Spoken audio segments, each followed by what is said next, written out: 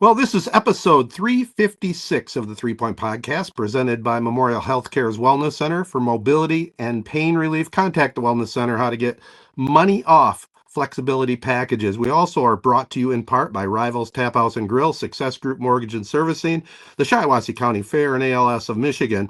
But what we always like to do is play a little catch up, and I think, Matt and I might have a little bit to add, but Jared's got the big trip to recap. The Arizona golfing weekend, golfing/bachelor party. How'd it go? Yeah, it was a freaking blast, man. I'm not gonna lie. When I was flying back on Sunday, I felt like I was gonna cry. I was so and then it honestly led me to some deep soul searching. Like, why am I so depressed to go back to my life? What is wrong? What do I got to figure out to make it so that like every day feels like vacation? As stupid as that sounds. So this is maybe not the best for our podcast, but I deleted Instagram. I deleted my Facebook. The only one I kept was Twitter. It just I'm on it too much. What I'm looking at on it is not good for the brain. Good point. It just felt like that was the first, I basically sold my PS5 off. I just felt like I was wasting a lot of stuff, not on human experiences, as weird as that sounds. Like I had such a good time, I felt like I was laughing nonstop for 4 days. So when I was finally realizing man, I'm heading back to my reality, it's like I got to start doing this stuff more. I got to start seeing my friends more. I got to start going out more. So that was a little bit of a bittersweet end to it, but I'm feeling a lot better now after a few days, back in the swing of things, and obviously a lot less phone time and a lot less time spent on kind of useless things. But it was so much fun. I remember. You kind of clown us, Ted, for the kids these days spending the money for the big bachelor party, going out on excursions. It's worth every dollar spent. And I spent a lot of money, man. And it's worth every dollar of it. I mean, you talk about maximizing a trip. We were golfing every morning at 6:30 a.m. out until 2 a.m. in Scottsdale. We went to Buffalo Chip again, which I mentioned before. When I went to my brother's bachelor party, it was kind of funny. It was like my brother's bachelor party a few months ago. It was like a test run. What worked, what didn't work, what do we want to do again, what don't we want to do again? I left there going, man, what would my life be like if I had made the plunge like my brother did, 5-6 years ago in this You're still area. young, Jared. You're still young. It's just I'm lucky that he could have, you think about, people that live all over the place. Like, Matt, you're in a good spot too. Charlotte, easy vacation spot. Like, you think about family members could end up anywhere. I don't know.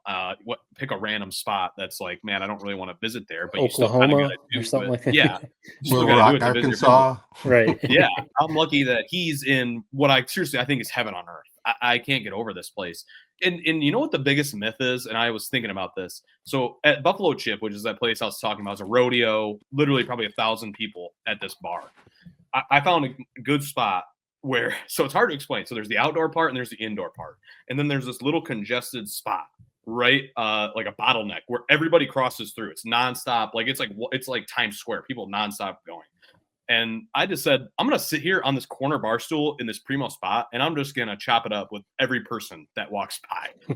Everyone's having a good time. Everyone's kind. The girls, the guys, everyone has a smile on their face. They're happy to see you. You know where that's not the case? Michigan.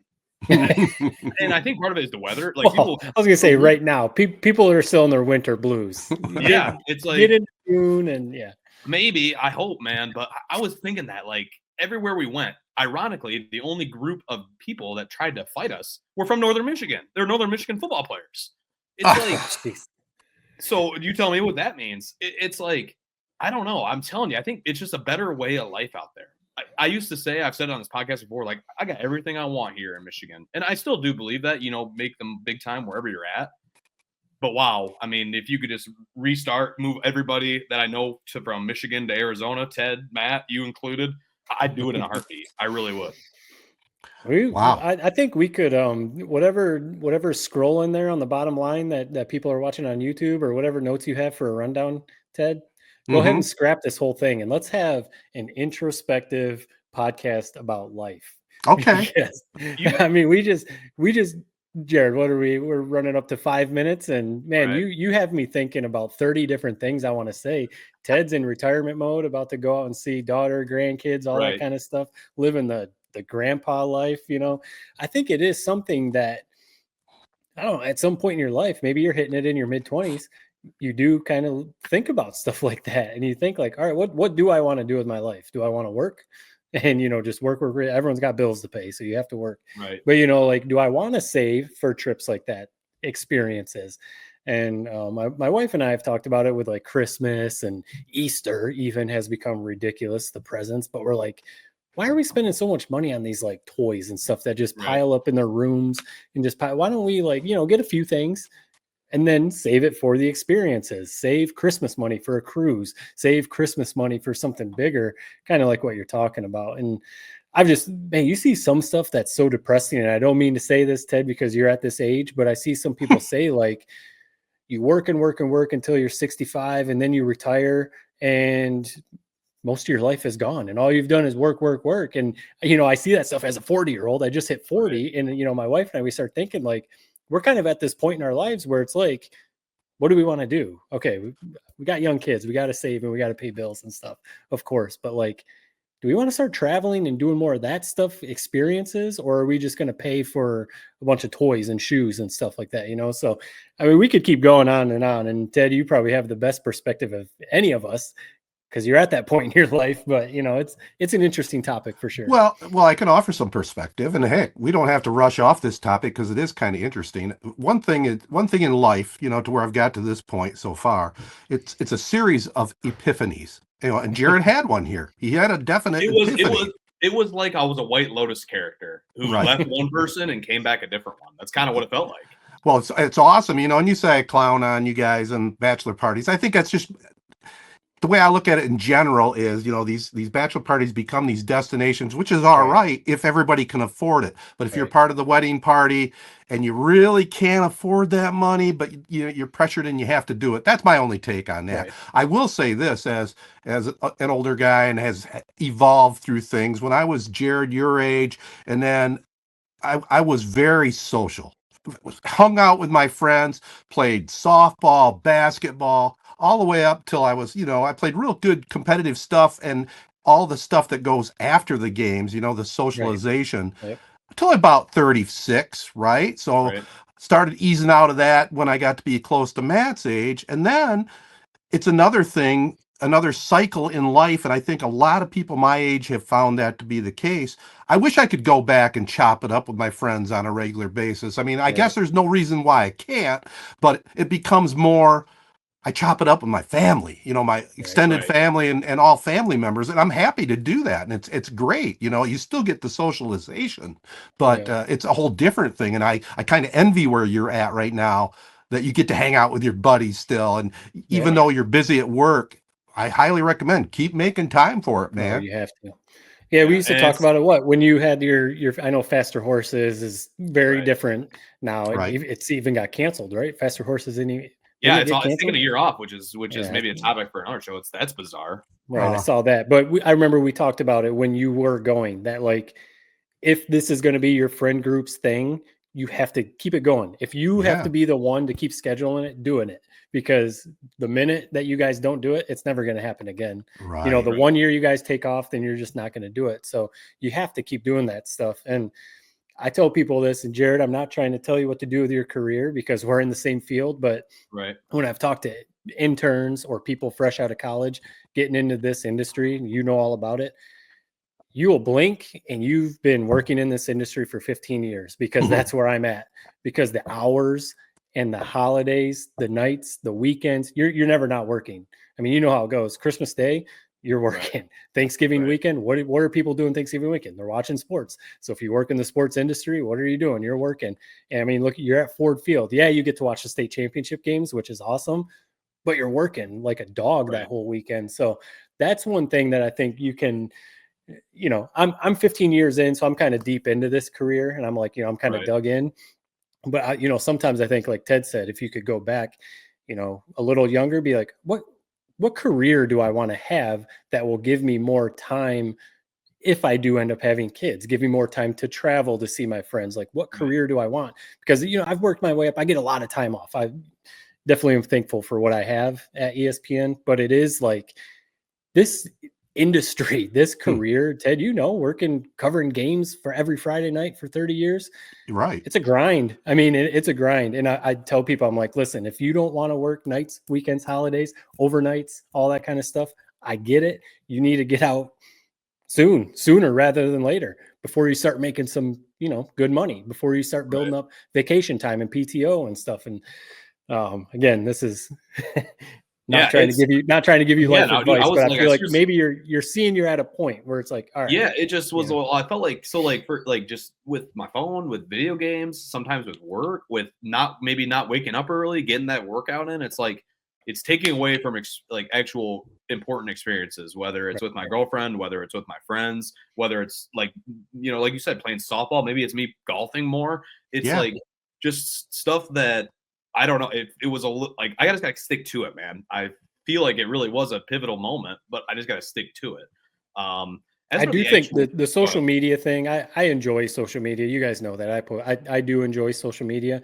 I like it for the connected part. I do like, that's a way I stay connected with a lot of my friends and family, living where I do, far away from friends and family. But I 100% agree with you. And sometimes my wife and I talk about deleting it if it wasn't for staying connected with friends and family, because there will be times kids go to bed and, we're pretty tired from work and stuff, but we sit there and we're both just scrolling, not doing anything. Scroll. We're like 10, 15 minutes go by and we're like, we didn't even just talk to each other for 10 or 15 minutes. And we were just sitting there because we're zombied out on our phone doing nothing. Yeah.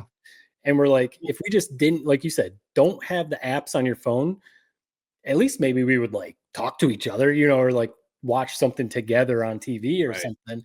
And, I think that's something 10, 15, 20, 30 years from now, there will be studies done about this stuff, about like, it's not healthy. It's not healthy the way people just sit there and waste time doing this, just staring at their phones for a half hour. Well, especially with all the negative stuff that's on there too. Like you say, you're talking about scrolling. You got to scroll past so much garbage, for anything worthwhile. Yeah. Yeah, it just was a good time. I don't need to. No, and I think you need that. No, I think you need that sometimes, because maybe you were getting into a grind with work and other stuff. So sometimes, okay, there's a balance. You do have to work. You have to have a career. You have to make money. So, okay, you have to have a job, but you need to also sprinkle in those trips that remind you, these are my best friends. Like, these are my best friends, people that you grew up with, that's important. So a few things that I'll just real quick hit on that are the best out there. One that's the worst. So Pop Stroke, Tiger Woods' putt course. We were there for an hour and a half. We played maybe like 7 or 8 holes. And maybe the line of the trip, and this is maybe just more so an inside joke, but it just was so funny how it was delivered. So Cooper, his dad was there, Kirk. Cooper was the guy who's getting married. And he's a big time golfer. We're there, like half our crew is like, golf pros at golf courses. And like his dad stopped playing after like 6 holes. Like, what's wrong, Dad? Like, are you having a good time? He's like, no, this like literally isn't fun at all. And it was just like, we all kind of like, yeah, he's got it right. Like, why are we doing this? So we just picked it up after like 6 holes and left. Tiger Woods should be ashamed of himself for that. There's nothing to it. It's like you're putting on a practice greens. There's no windmills. There's no clown mouths. There's no water. It's like, I'm telling you, it's the most boring putt you've ever played in your life. Wow. Yeah, if you're playing putt, you want windmills, you want clown mouths. Like, it's like, what are we doing, man? Right. And what's ironic is like the cool thing about it is you can drink while you're on the course, but like you've known it, like when you're playing putt, it's like it's a constant hassle to be picking up your drink, setting it down, writing the scorecard down. It's like it just was not fun. That was the one thing that I was like, this shit's for the birds, man. This Pop Stroke stuff. As I mentioned, Buffalo Chip was awesome in Scottsdale, in Cave Creek. The freaking, like, there's so many awesome bars. Like how I was trying to describe it to somebody is like Scottsdale. Picture your favorite bar. And now that's every bar in Scottsdale. Like they're everywhere, man. They're outdoor, they're open air. They got the misters going with the mist on you. So even if it's hot out, like you still feel great. And another thing that's awesome about it, I've been there for 2 UFC fights now. Those UFC fights starting at 9 p.m., like the main event. I mean, you talk about perfect time. Because we've dealt with it here. Like, man, here on the Eastern Coast, it's like 1 a.m. is when they're finally getting to that main event. You're like passed out by the time it even gets to it. Whereas where we're at, like we're at this outdoor bar in Scottsdale Boondocks, got probably might have been like 50-foot TV. It was huge. And you got literally 200, 300 people just watching this, like cheering and going nuts, like with everything. It was awesome. But yeah, it was a great trip, man. Yeah, your brother trains UFC, doesn't he? Or he did. He hung him up, I think, when he I don't know why he hung him up. That's actually a good question, because it was always kind of cool that he did that. I wish it's a big time commitment, and it's expensive if you really want to get good at it. I mean, he trained, 4 or 5 times a week and only went up a couple belts. Like, to get to that black belt, man, it's 10, 12-year commitment, really, of 3, 4, 5 days a week, an hour. That's hard on your body. I mean, you're basically going to war with a guy every day at practice. So yeah, it just Scottsdale, I can't recommend it enough. If you're listening and you're planning a bachelor party, I really don't know where else would be better than that. I mean, I've been to California, been to San Diego, been to Florida a zillion times. I haven't actually been on the East Coast where you're at, Matt, but obviously that's probably awesome, I would imagine. Been to Traverse City, been anywhere in Michigan. If you're looking for a good time, I really don't know how you can go wrong with Scottsdale. Well, I'll tell you, sometime when you take your girlfriend in the future, maybe out that way, definitely make a trip up to Sedona too, because it is unbelievably spectacular. The views there, a little different type of atmosphere than what you're talking about. The thing is, whether you got a family or not, like who doesn't like just hanging in a good bar atmosphere? And, and if you got kids, you got hikes, you got anything you can do in Michigan. I mean, you could do, or anywhere else really in the country, you can do it in Arizona, and they got a lot of family friendly activities, like a hike for free. Yeah. So it's just God's country out there, man. It's really Take me to God's country, huh? Like Morgan Wallen's line, "Take me to God's country." I think a big thing, and we're 3 of us. I mean, you guys still live there, of course. Proud Michiganders. I really am. When people ask me, where are you from? I don't say, "Oh, I'm from here, Charlotte." I still say I'm from Michigan, or maybe I'll say like I'm originally from Michigan, but proud Michigander. You're talking about Arizona, Scottsdale. You mentioned where I'm at in Charlotte. I think the weather is a big thing, well, basically seeing the sun year round, is a big part of being happy just in general. Like we've talked about it here in Charlotte. I mean, we get January, February here, it gets cold. We don't not like Michigan cold, or, we don't get the snow, obviously, like Michigan, but January and February, it is cold here. But really the other 10 months of the year, you might have to put a hoodie on, like it doesn't get cold, and the sun is always out. I mean, it is like people are just outside more, walking, biking, running, your outdoor bars, outdoor restaurants. So I would assume similar to what you're talking about where you just went. And that's why people are they're in better moods. They're nicer. The Midwest thing, I learned that's the biggest myth of all time, man. People are not nice in the Midwest. I think about myself, and I kind of feel bad about my brother's bachelor party. I called it an early night a couple of times. I mean, I'm not in like some pillar of shape right now, but I probably dropped about 30 pounds since then. Still a long ways to go to get to the next. I'm like night and day a different person with that difference. So apply that to an entire state, an entire community, where I'm kidding you. Everybody, you look around, there is no big people. It's like, not there's anything wrong with that, but it's like, that's like, it generally leads to a happier life when you can do those type of things. Well, you keep it rolling, young man. And I will say this, you're a little harsh on the Midwest attitudes. Try the East Coast, New England and that area. You think the Midwest is bad, but Matt, you touched on it and nailed it exactly. It's not really necessarily the temperature outside, it's the sunshine. In Michigan, there's so many cloudy days in the winter, and it's a true story that there is clinical winter depression. Many people have it because not enough sun. So Jared, here's what you got to do. You keep going with the attitude. Hopefully you do hang out more with your friends, but Matt kind of talked about it. You're a leader kind of guy. Why don't you organize every spring a golf outing in Arizona, and your buddies that can make it, great. The ones that can't, you maybe fill in with other ones, and just book it, man. Book it every year. It is a good idea. And because, I mean, with my brother out there, we even mentioned that, even just me, both my brothers and my dad going out there, hey, whoever else, open invite, we got a place for you to stay. Like, whoever can make it, great. There you go. Yeah, it's the way to do it. Sometimes you need that, like one of your good buddies getting married, like where you feel like you have to. Like, I think about, I could have easily said no. I mean, it's busy time at work right now, and honestly, I did weigh it in my head for a minute, but then I'm like, you know what, dude? It's like at some point you gotta do these things and live with whatever those repercussions will be, and just live with it. And that's kind of the decision that I made, and I'm glad I did. And you know Awesome. what? Your managers at work wouldn't want to hear me say this, but it's the truth. Work will be okay. They'll figure it out. Exactly. They'll find someone to do what you're going to do. So if you Right. need to take a weekend off to recharge and see your buddies, work will be okay. Yeah. Well, my big catch up, fellas, it's real simple and short and sweet. The weather is starting to break here in Michigan, and the pontoon's in the water, and it started up, and I was able to take it to my dock. So I'm ready for another summer season on the water.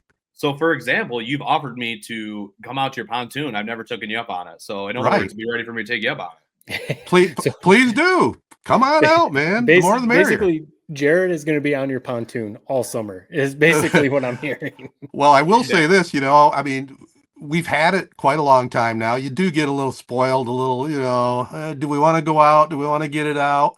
Right. When friends say, hey, we're coming over, that just gives us that little extra boost to go out there and do it. So more than welcome. Hey, For sure. Have you taken it out yet this year, or just got in the water? No, we took it out for one ride. The weather's kind of not been the best the last couple of days, but we took it out for one nice ride, looked around the lake. They still got to get the water level up a little bit. I was surprised, we had that big ice storm that northern Michigan got and had heavy winds here. There was about 3 or 4 trees down on property on the lake, just uprooted giant trees. So that kind of surprised me. Wow. And you can only see it from the lake when you're out on the lake. Yeah. So I guess I didn't know this. Maybe I should. Is there a dam that controls the water levels for Manatee? Yeah, there is. Yep. It's a man-made thing at the north end of the lake. They pull out boards and add boards periodically to keep the lake level up. Did not know that. Before we move on into sports, I just wanted to bring this up. I'm watching the news tonight, the world news, and I've been really a little bit concerned with all these plane episodes. There's seems like every day there's something going on, a plane or a helicopter. The latest one today, a plane had to turn around because of a rabbit strike, a rabbit in the engine. How on earth does this happen? A rabbit. A pet rabbit or a wild rabbit? I don't know. I don't know all the facts. Because you got to think planes are pretty high up off the ground. So how a bunny ran up? Yeah, that's crazy. Well, like what's happening here? It's weird. It's a weird world, but I just had to throw that out there because it was very strange. It is strange. I do want to thank our other great partners that help us out: AZee Branding Solutions, Jacobs Insurance Agency, Kori and Associates Real Estate Services, and Nelson House Funeral Homes. And by the way, brand new feature just tonight probably, but we'll see how it goes. Shiawassee County Fair, they're our sponsor of the week. I mean, how about that? They, out of the blue, just committed to another year contract, and we always like to hear from our partners when they're happy, and they approach you or approach me and say, hey, I don't know if you're hitting me up, but hit me up for another year. So that was awesome. Yeah, that's always cool. If you don't have to do any of the work, Ted, and they just say, yeah, we're in, sign them up. Now one hand butters the other. So check out the Shiawassee Conservation District tree sale coming up April 22nd through 25th at the fairgrounds, and all kinds of events leading up to the county fair, August 3rd through 9th. Put that on your calendars. Probably one of the best fairs in the Midwest. All right, we'll take a short break and we'll come back and talk a little sports right after this. All right, guys, some good stuff to start the program, but some good stuff Sunday. Actually, good stuff all weekend. Yeah. Jared, I don't know how much of it you got to see, but the Masters, this is one for the books this year. Rory McIlroy, man, I thought for sure, and I texted you guys, I thought when he lost that putt on 18 in regulation, I thought, how's he ever going to regroup? But it didn't take long. And what a story. It was just a great event. Nance was right on the call at the end. Perfect. And just another great Masters in the books. They only said 61 words. Who's his color guy? Trevor, yeah.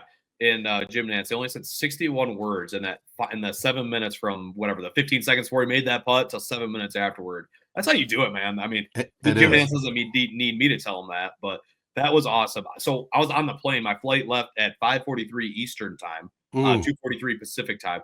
So he was imploding as I was taking off. And I'm like, oh, God, here he goes again.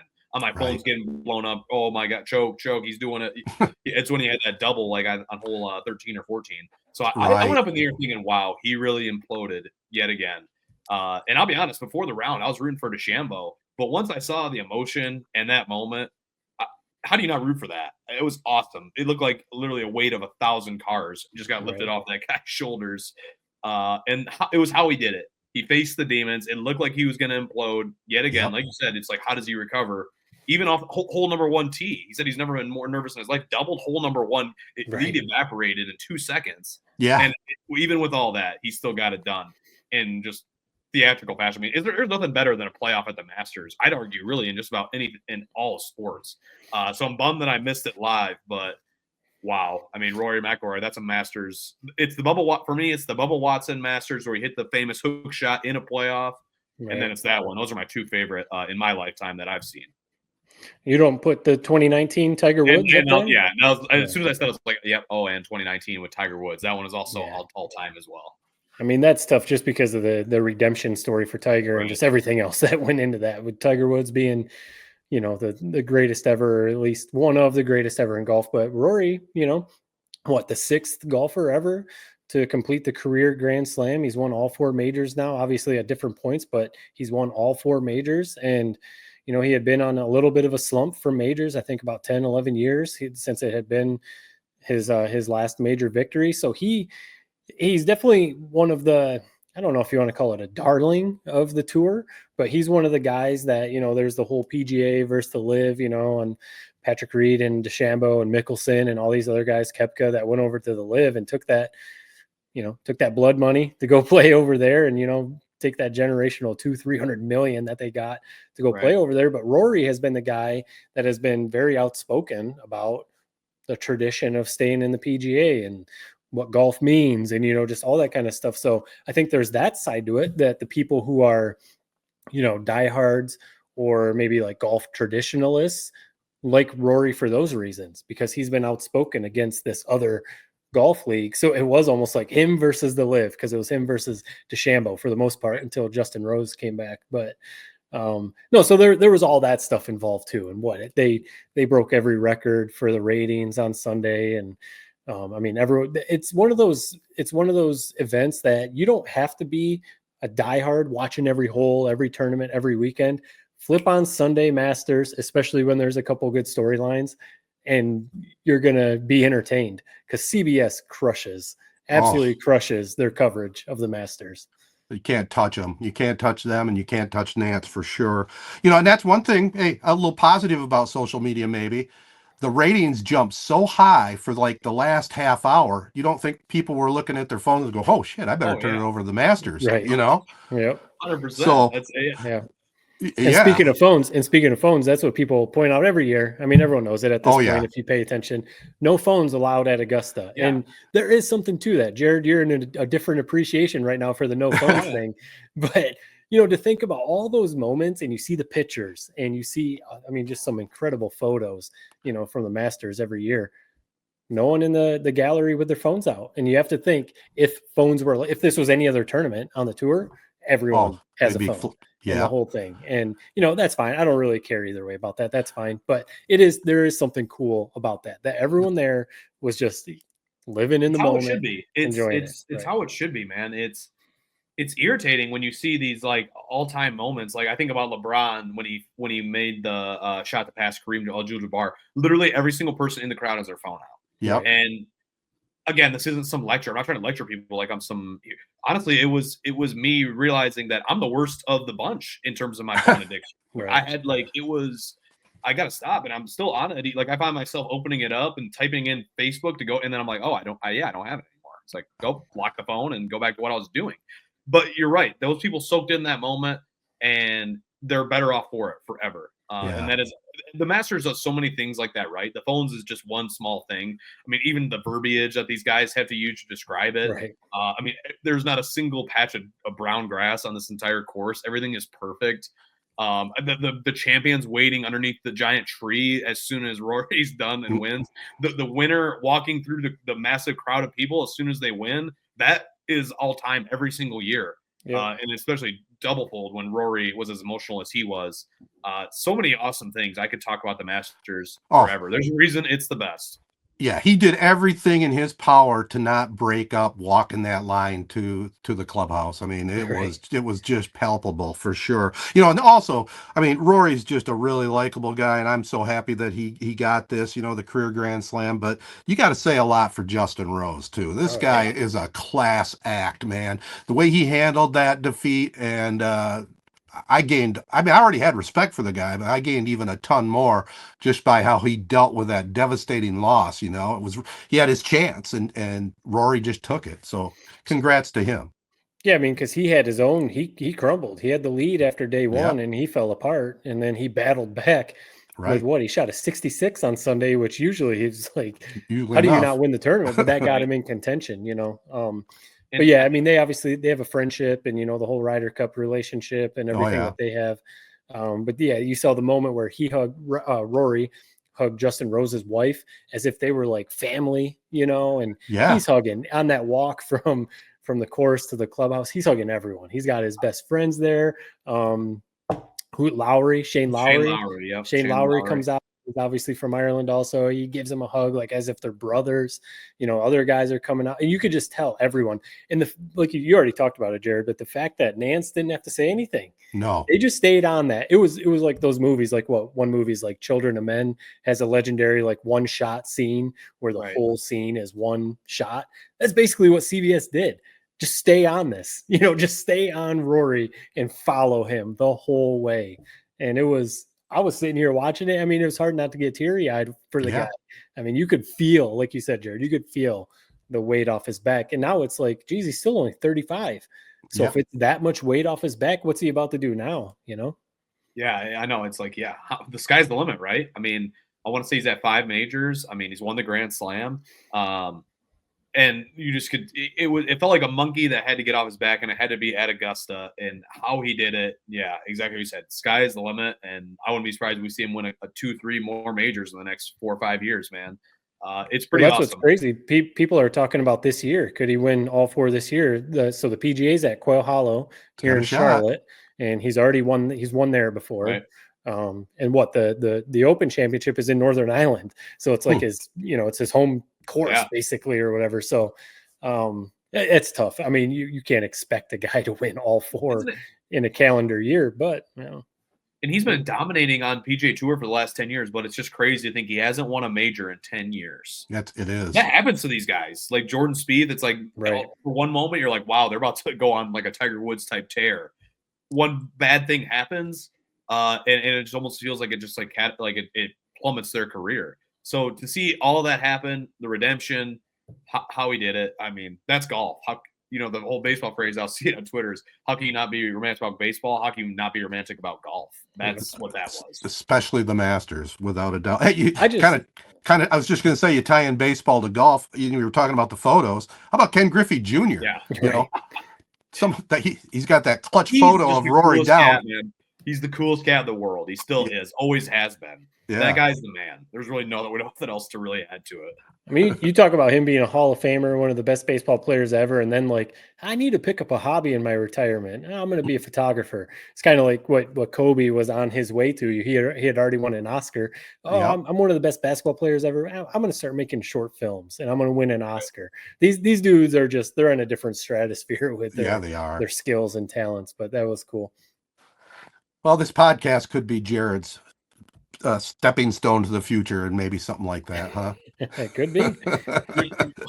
You're saying, what do you mean? I guess like that. I'm gonna. It's kind of passed me by, but you still got time if you want to, maybe win an Oscar or get to the top of your field. You know what I mean? Right. Pick up a different hobby if you have to. How about I master one field first, like Ken Griffey did with his swing, and then I'll worry about other fields. There you go. Yeah. Well, any more on golf, because we got a lot of other stuff we can get into. Let's just jump right into the NBA playoffs coming up. The Pistons finished the season 44-38. They got the Knicks 6:00 Saturday. I think they won the series this year 3-1, didn't they? Yep, but you got to throw that out the window. But it's going to be a fun series. It's kind of the one we kind of wanted to see.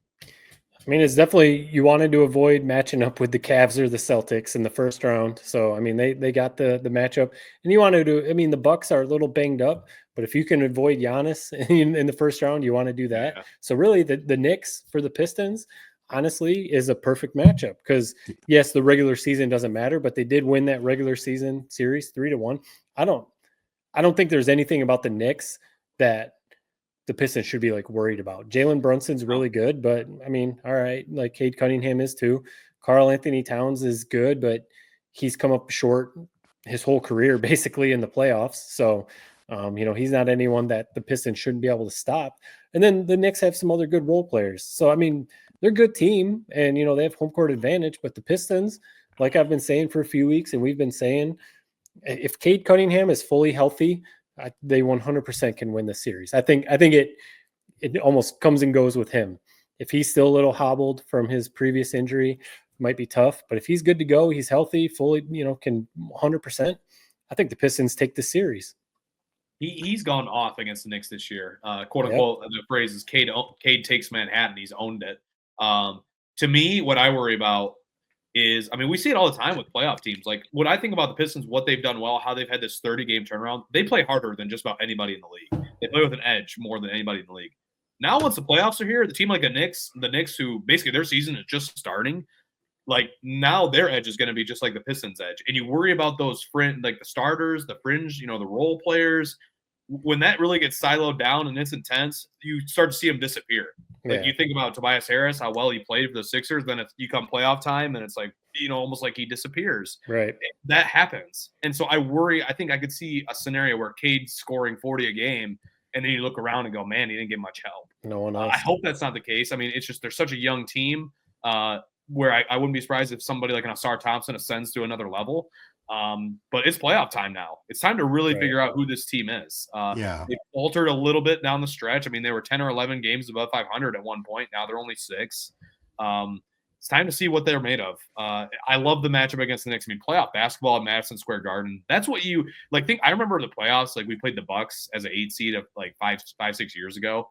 Game number 1, we were down by 20 in like the first quarter. That didn't even feel like the playoffs, even from the beginning against the Bucks at Milwaukee.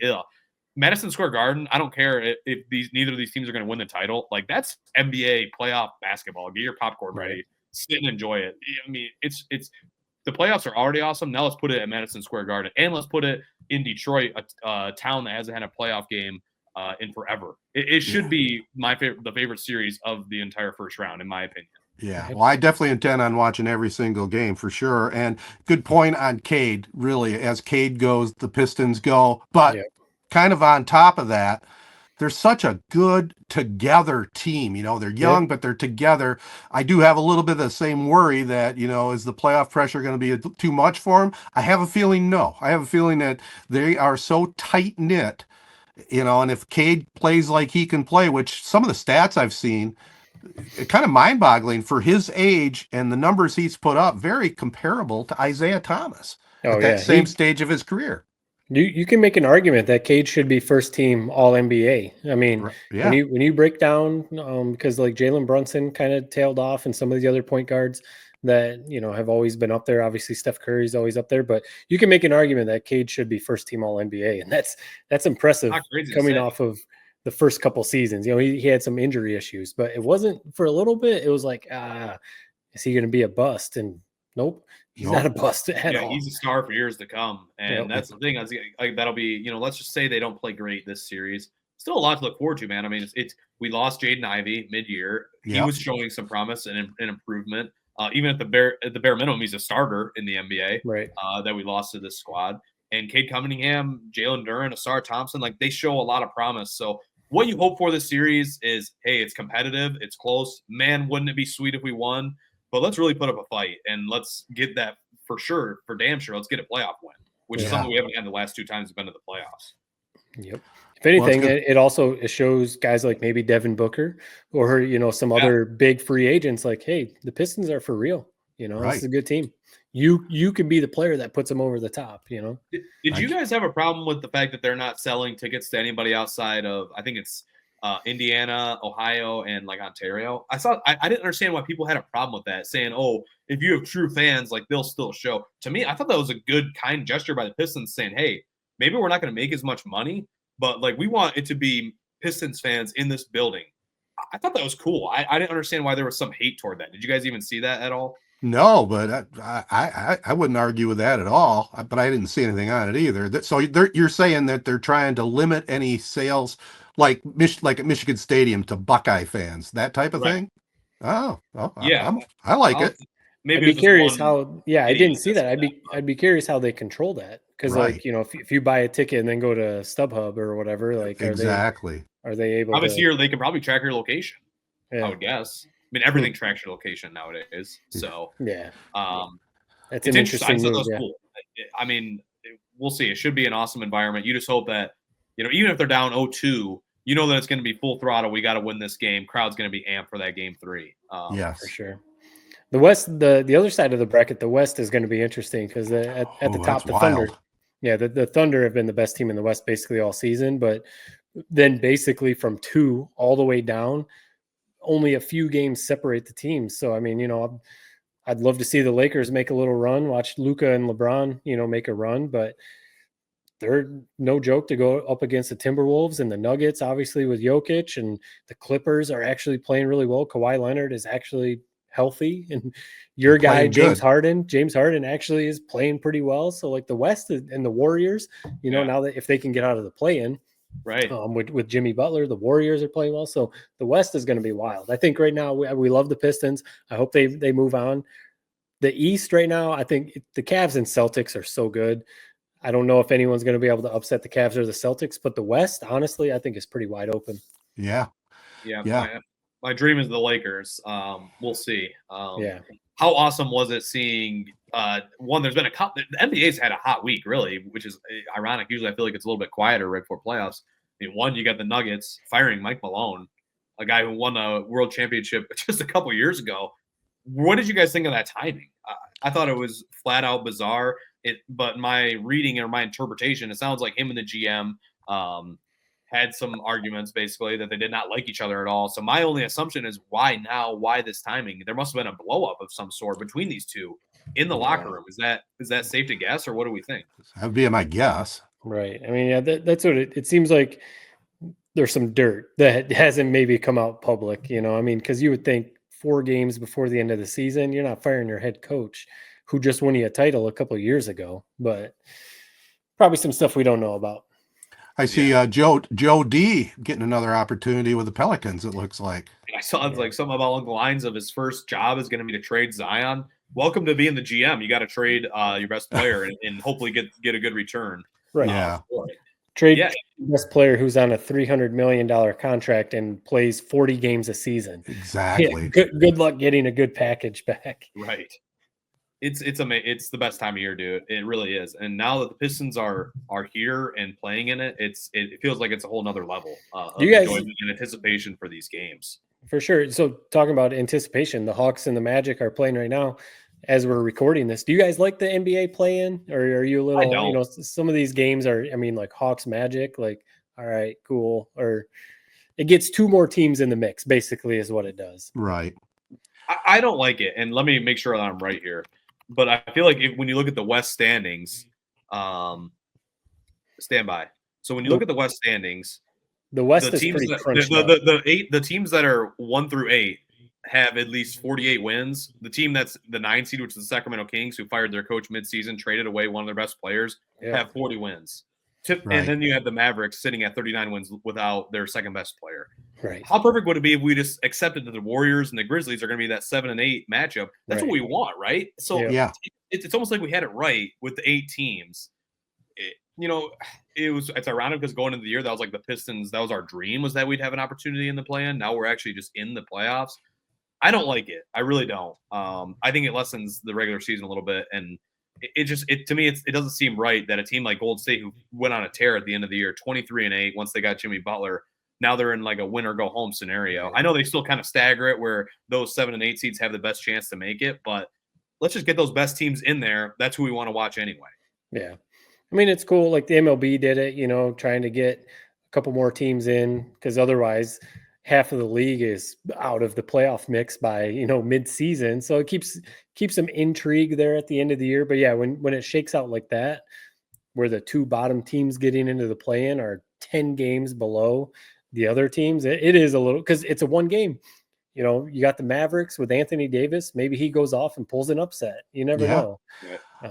So, well, then you go to hockey. You know, you got teams with winning records don't make the playoffs. Right. You know, the Red Wings could benefit from a play-in series. Right. Yeah. You know, their season's done and very disappointing. It'll be interesting to see what they do. I didn't mean to get off the topic of basketball, No, but it just, I mean, you had to love the. I know you saw it. I mean, I work with him, John Keating. Pretty amazing Yes. that the Red Wing players, you know, giving him a salute at the end of that game. That was 40 awesome. years in this biz, you know, for these fans. I mean, I don't know, man. I guess I was not necessarily surprised, but the outpouring of support from people at this, like, I mean, they're doing their post game show, and it's like a crowd of what looks like 500 people, you know, Right. cheering them on and stuff. I just thought that was pretty amazing. And Dylan Larkin, it's rare you see players really kind of appreciate that type of thing. Dylan Larkin, think about it, he's drafted as a 19 or 20-year-old kid. I mean, John Keating's been there every step of the way with his career, interviewing numerous times throughout his career, every single season. So it just was cool to see. It was apparently his idea to do the acknowledgement to Keats. So I thought that was a very neat moment and touching tribute for a guy who's done this for 40 years, man. Amazing. No, really good. He's kind of like the Detroit area's Bob Lee of ESPN, right? Right. Yep. The Godfather or whatever he was called. I mean, that's Yeah. Keating for sure, Yeah. and well deserved. We'll have to see if we can hook up with him somewhere down the road. Just talk about some of his career because he's had some highlights without a doubt. And also on hockey, I mean, Western Michigan, for crying out loud. National champions. I mean, what a great story out of Kalamazoo. I mean, just to get to that championship game, a double overtime win over Denver. Owen Michael's goal sent it to that championship game, and he had a couple more goals in the 6-2 win over, perennial powerhouse Boston U. That is just a great achievement there by the Broncos. It is cool, and it was their first time making the Frozen Four, first time winning their conference, and all, and they go all the way and win the whole thing. Pretty cool story. And you talk about being jealous of a college kid. So Western has this big party. It's called Campus Crawl, where it's literally, I've been to it one year when I was like a sophomore or junior in college. I went to it once myself. It's a group of maybe. So that's awesome. It's been that long of a tradition. It's maybe, I don't know, man, 3,000 kids. You just walk from like apartment complex to apartment complex. Yeah. So that was their big campus crawl. That night they win the national championship. I mean, you talk about mayhem. That's what Western was this weekend. That's pretty cool. And the couches were on fire. Right. Hey, before we move to the prep spotlight, I got my TV on the Tigers. They're losing to Milwaukee right now, but going into that game, they're 10-6 and beat Milwaukee 9-1 on Monday night. Tarek Skubal continues to pitch well, 9 strikeouts.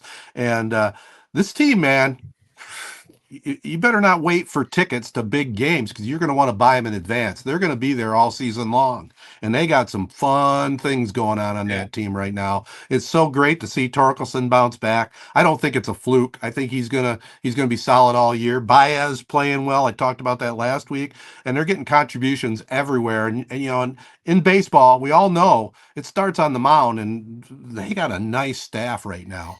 Yeah, with Casey Mize coming around, and like you kind of said with Torkelson, their offense is there. I think their run differential is like plus 23, which is impressive. I know we're only about 15, 16 games into the season, but still to have that big of a run differential is pretty impressive. So, right. I mean, is Torkelson going to hit upward around 400 all season? No, he might dip below 300, but as long as it's not what it was last year and the power comes back, which is what we're seeing from him, that's all we want. Some power, drive some runs in, and don't hit 210. So I love it. It's not only are they're playing well, they're winning games. It's you look up and down the roster, like whoever pitches, you're excited to watch them pitch. Whether it's like Casey Mize, who's you were talking about Spencer Torkelson maybe getting a lot more of the pub, but Casey Mize of a 0.73 ERA. It's been unreal. That's another guy that we almost wrote off. Man, is he ever even going to be back in the rotation? Right. You got so just think about you go through the daily pitching staff. I mean, Tarek Skubal, obviously Cy Young. You got Jack Flaherty, who is fun to watch pitch, strikes world out a champion. Guys. Yeah, world champion. Jackson Jobe is maybe the most fun of them all to watch because of Electric. what he could do.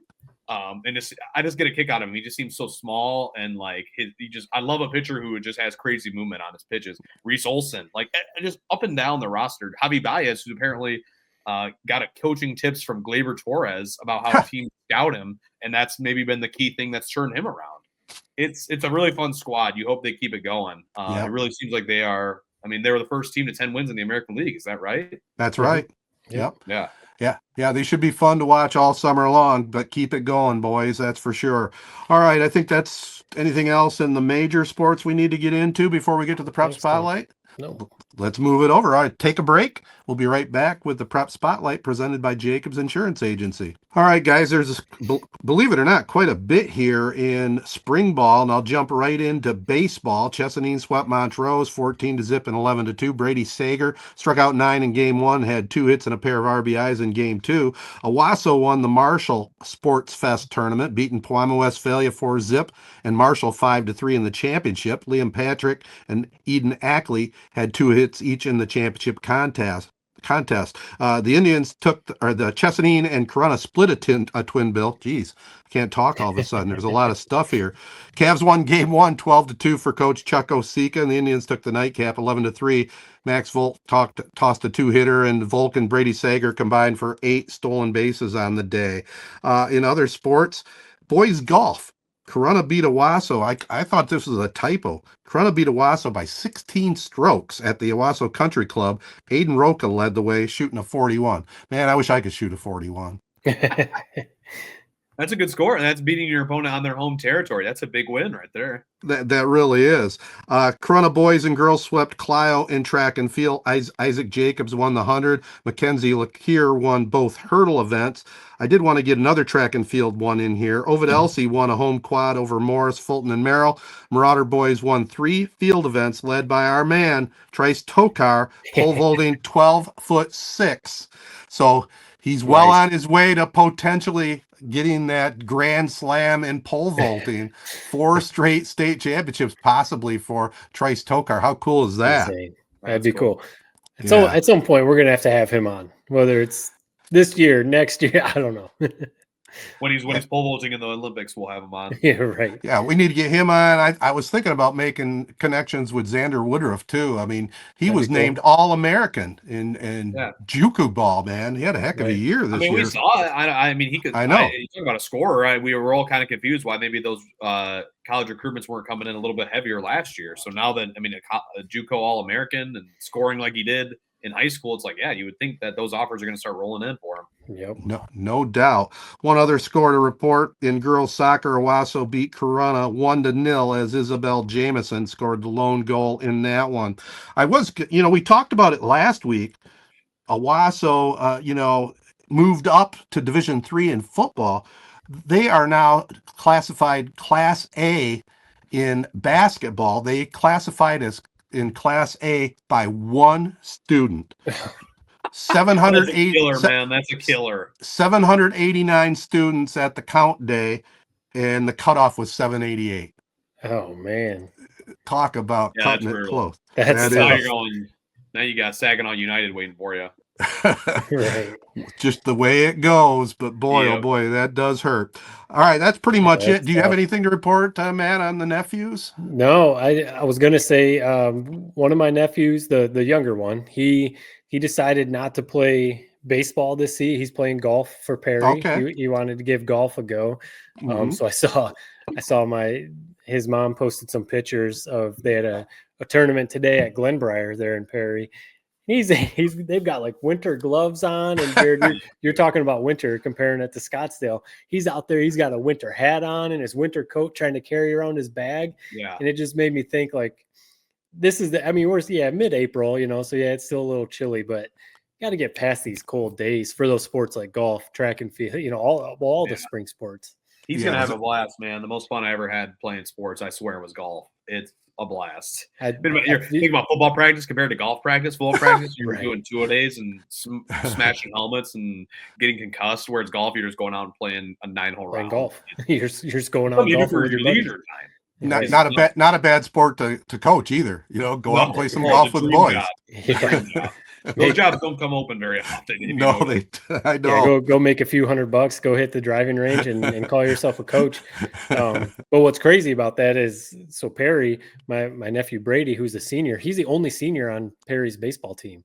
All the other seniors went either golfing or they're playing track or running track or whatever. But my nephew we've talked about this before, Brady's still playing baseball, but he's also running track. And it just made, I so wish that the dual sport thing was around when I was going through. I don't know what I would have done. Maybe I would have golfed, but golf was during football season when I played. So like that would have been tough to play football and golf.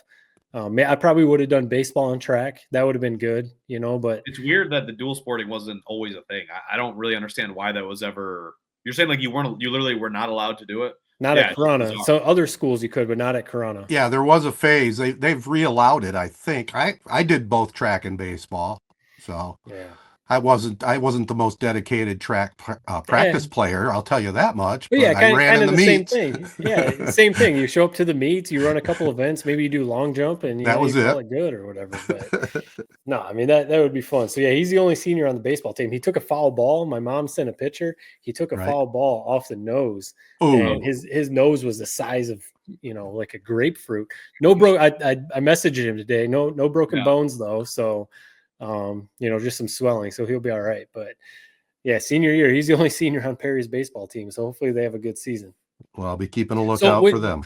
We talked about it. So I would assume, yes, was Corunna's golf team, was their home course Corunna Hills? I would assume, yes. It was. Yeah, but I believe it's Dutch now. I was going to say, so where are they playing Dutch now? Hollow. Oh, okay. Dutch Hollow, yep. Yeah. So and they might have even switched that maybe a year or two ago. I'm not for sure on that, but I think that might have been a change they made a year or two ago. Yeah, because I think Duran moved their home course now. Duran High School. I think they're playing out at Byron, I believe. I don't understand how that works. Maybe it's certain deals you want, or maybe sometimes I feel probably like don't think it's worth the bang for their buck to have snot-nosed teenagers running around on their course all summer or all spring and summer for a fraction of the normal cost it would cost somebody else. So I don't know. There's a few different factors that go into it. Well, I've heard there's also been a few knuckleheads not taking care of the course like they're supposed to out there. Right. So I've heard that rumor as well. Well, anyway, that is the Prep Spotlight presented by the Jacobs Insurance Agency, and definitely stop in, get an estimate. They can help you out. All right, we'll be right back with Tedertainment Tonight right after this.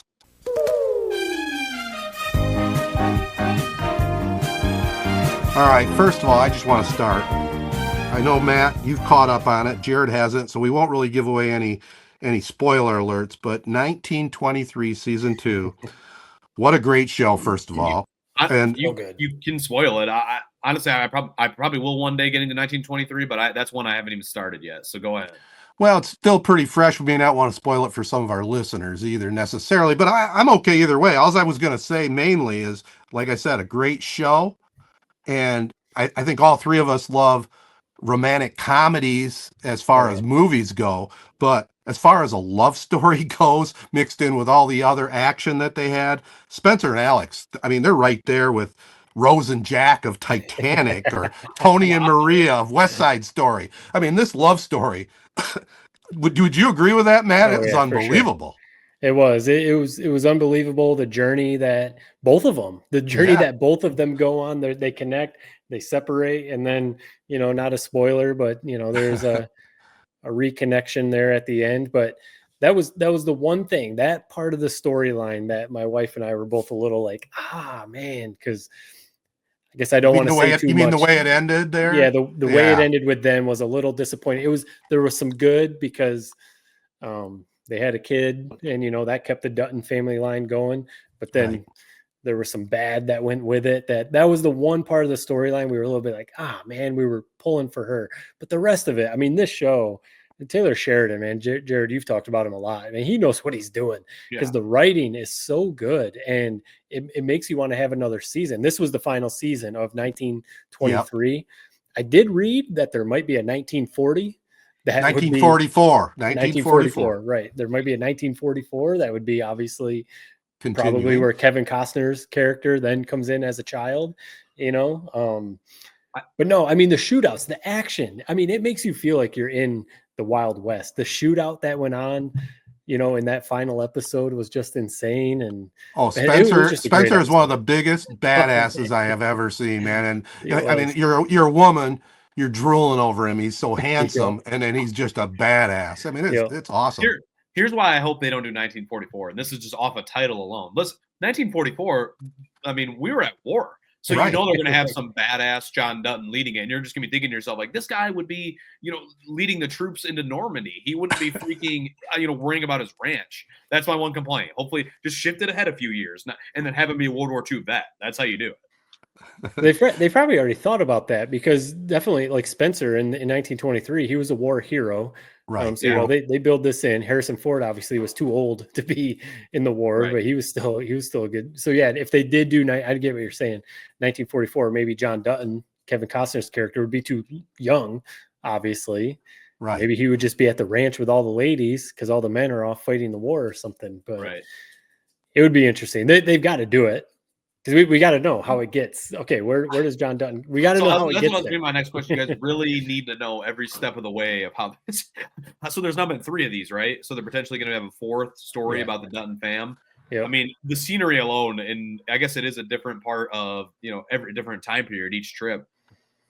I can appreciate it. I guess it almost just makes you wish that they would have done it in the actual proper order, with starting with what was 1883 was the first one. You almost wish that you hadn't watched Yellowstone yet, so that you can get that payoff of what happens at the end. In one way, I agree, but in another way, I think it's kind of neat the way they did it, because you see the Yellowstone, and then they go back to 1883, so you see how it all started. Right. I was fine with that, to tell you the truth. It was cool, and the one thing I've said a few times on this, it did take away from a little of the drama, because that the ranch stays in the family because of Yellowstone. So it takes away a little bit of that drama, but you have to know how it gets there, who dies, who doesn't die, who keeps the ranch, all of those storylines. As far as a moneymaker, they should do 1944, because everyone's going to watch it. I'm all in. I'm 100% all in. It'll be good. But to me, 1944 is like, so you think in 1923, 1883, it's like, it's the Wild West. Yes. And the U.S. still wasn't fully settled by 1944, but to me, it's like it would almost seem to follow the same plot lines as what you see in the current Yellowstone. Am I wrong? Does that make any sense? Similar. Because in 1923, electricity is just like a new thing. Telephones is just a new cars. So that's the big thing. So by 1944, the ranch would have electricity, I would assume. It would have a car, all that kind of stuff. So it would change. And of course, the news is going to be the war. How they tie that in there, we'll find out. But it'd be interesting. It's excellent for sure. Spencer, I always give my wife a hard time, because they say the same thing. I know why you want to watch this. It's because of him, right? And she doesn't disagree. I don't think many women would disagree. Heck, if I tended to go that way, I'd be all over him too. I'll tell you. I haven't seen these shows, but knowing Sheridan, I mean, how he casts these shows, I'm sure there's a lot of good-looking women as well. So it's not just Spencer that people would rally toward. Right. The way he walks in when the final battle, I mean, I guess the final walks in with his elephant gun, and then he's got his 2 pistols. It's just like, this dude. And then they even make a joke. The one kid was like, "You didn't even let me get a shot off." It's just. Did you take any negative from it at all, Matt? I would say just one negative from the series, minor, but just a little bit too much with the bad guy played by Timothy Dalton, and those the prostitute sex stuff. Yeah. That was just definitely out there. They could have toned that down just a little bit. That was definitely out there, and I clearly they were trying to set up that this dude, because then Banner, who was kind of the bad guy, that ended up kind of being a good guy. It was too much for him. It was too much for him. So I almost feel like that's what they were trying to set up. Listen, this dude who's trying to this guy who's trying to steal pure the evil. Right. He's not just he's trying to get rich. He is pure evil because of all this other stuff. A few of the scenes we were a little bit like, geez. Well, my wife had to leave the room. She couldn't take it. Yeah. She takes that stuff to heart. But great show. Great show. And I mean the relationship between Harrison Ford and his wife in the show was awesome. And I mean, it really, I know, Jared, you've got 700 other things to watch, but if you could ever get into it, I don't think you would be disappointed. It's a good one for you and Liz, Jared, because it's a love story, but it's got all kinds of action too. Yep. I can dig it. I should. I'll be honest. Like the one thing that turned me off. Sorry if anybody isn't in the Yellowstone verse. One thing that turned me off was I do like Kevin Costner, but for him to be playing this grade A badass, like it just whereas the Spencer guy seems like he really is that grade A badass. Oh, he's legit. I just suspended disbelief a little bit with with Costner. You almost like look who is it? Rip. Like he's kind of more so that character. Yep, you're right. Yeah. And then we talked about it, I think, off camera, but Last of Us season 2 debuted last night. I watched it today after I rewatched the season 1 finale. And there's been some controversy, I guess, on the fact that the game players are taking some issue with some of the things in the show. Is that correct? Yeah, I mean, I think it's in part, Jared, you've mentioned it. We've all mentioned it. Nowadays, people are going to hate on everything, whether it's a halftime show at the Super Bowl or whether it's the national anthem at, the Super Bowl or wherever. People are going to hate everything. And it seems like specifically on social media or on Twitter. And that's where I've seen it. A lot of the people who seem like they played the games and are probably like gamers say that the actress choice for Ellie in the show doesn't match up with the game. And I don't know. I don't see it that way. She's a great actress. Yeah, and I really like her. Like it's never going to be spot on, like even Pedro Pascal, if you look at him compared to the character in the game, it's not like spot on. He's a great actor, so it works, so that's what I've seen. We haven't started season 2 yet. We're going to at some point. But yeah, that's some of the feedback I've seen. People are weird, man. And it's maybe if it's like, so you think of like what is it, Tomb Raider with Lara Croft, where in those you probably played that game, Matt. It's just it's so pixelated, but they clearly tried to make her very good looking. Like if you want to say that, I guess like in that world, if it was the same, I guess casting, like I guess I somewhat would understand it. But she's an awesome actress. I think she's very good. I thought she was awesome in season 1. Yep. I haven't watched the first episode of season 2 yet, but I mean, I think she's one of the next big things. I mean, she already is a big thing, but she is one of the next big things in movies and TV. She's awesome. She's really good. Was she in Game of Thrones? Yeah, she was. She had a great scene where she actually killed a White Walker giant. So stabbed her right in the eye. Pretty badass little scene. And then gets crushed by the giant as it falls on top of her. So, okay. Yeah, she's been around. She's a guy. She plays that kind of badass, hard ass, female lead pretty well. I think she does a great job in Last of Us, and it's a great show. I can't wait to watch it. Yeah, they're a good combination. Just to kind of set the stage for you if you didn't see it online, I mean, it takes place 5 years after season 1 ended. So I think good. I need to. You mentioned you watched the season finale of season 1. I think I need to do that. I mean, I played the game, but that was so long ago. I need to watch that season finale because I almost forget how it ended. Well, that's the thing with these shows that they take so long on breaks. They come back 2 years after the last episode. You kind of almost forget. Yeah, they give you the recap a little bit at the beginning, but I like to get right into it and then jump right to the next show. Yeah. One final thing I got, it was just kind of funny to me. I like Saturday Night Live, and they built up to their 50th anniversary, and I thought they were having just a fantastic season. I think it tapered off a little bit after that, to be honest with you. I mean, they still had some moments, but this last Saturday night, they had a little spin-off on the White Lotus. It was called the White POTUS. It was pretty funny. I thought take off on Trump and the other politicians. Yeah. I saw the Amy. I always mess up her name. It's Amy Lee Wood, I think, who plays the girl that you love in White Lotus. She was upset with her portrayal. They did buck the teeth up pretty good. It made her a complete idiot. Yeah. So I don't know. I thought it was a good skit. I didn't. Again, people get mad about everything. That's what we say. I thought it was a solid skit, so I had no problem with it. Yeah, I saw a couple other clips from the show on Saturday. A couple pretty good skits, but the White POTUS one was really good. And speaking of that, I finished season 2, so I know you guys are through the whole thing all the way through. In season 2, at the end, I mean, this isn't a spoiler. That season's been out for forever. My wife and I were thrown for a loop that season, or the finale of season 2. Tanya is her name. What the actress's name who plays Tanya, who is like the main character in Jennifer Coolidge. Yeah, Jennifer Coolidge.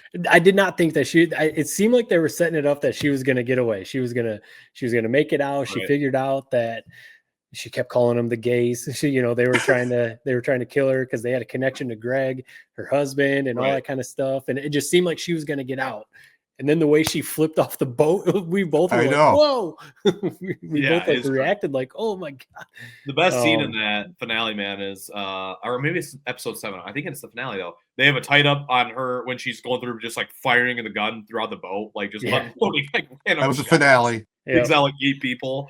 But it's just a tight look at her face. She's like barely even knows how to hold it. But it's That was awesome. Again, I was. still think season 2, best season that there's been in that show. I'd put it up there with best seasons in television history, man. It was All those solid. characters were great. It was great. Michael Imperioli's whole storyline in that with his son, like I just thought that was awesome. The two couples are great. Right. Yeah, how they each kind of take a little bit from each other, and it's kind of like they're all better off for it. Right. Yeah, it just you are. I'm jealous that you got to watch that for the first time. It's great. It was great. And yeah, like you said, the two couples, you know, the friend couples that I don't know everything that went on between them because they didn't really say what actually happened, but there clearly was some shenanigans going on. But Some like you hanky said, panky. it seemed like it helped each couple out in the end or whatever, you know, and because the one friend that was, you know, getting them into all the shenanigans, he did such a good job of making you hate him. You know, it was like, I hate this guy. But that, you know, he's doing a great job. So no, it was good. So yeah, we're excited to watch season 3, even though everyone was disappointed with it. We'll get your review on it. I was okay with it. It may not have been as good as the first and second, but it was still very solid. You guys got anything else for entertainment, or are we moving on? Man, that's the main stuff right there, right? Yeah, we're good, man. We're hitting a pinnacle of sports entertainment. I mean, we didn't even talk draft. We'll have one more show before the NFL draft, so that'll be fun to talk about next week. I freaking love the NFL draft. It's like one of my top probably 10 sports nights of the year is watching the NFL draft, as nerdy and lame as that sounds. I really do get a kick out of it, so I'm looking forward to that next Thursday. How can you not love it, especially when they play that little sounder before each draft pick? Yeah, that's it. I need to confirm it. There's a pretty wild story behind that. Like the person that created that sound, and obviously it's copywritten. I was going to say copywritten by ESPN now. Like they own that sound, obviously. Yeah. I've heard some crazy stories about who created that and the money, the royalties they get from that sound because it's played everywhere. And like that is, you know, that's ESPN sound for the draft. I will say, and it's, you know, ESPN is the main person. NFL Network does their stuff too.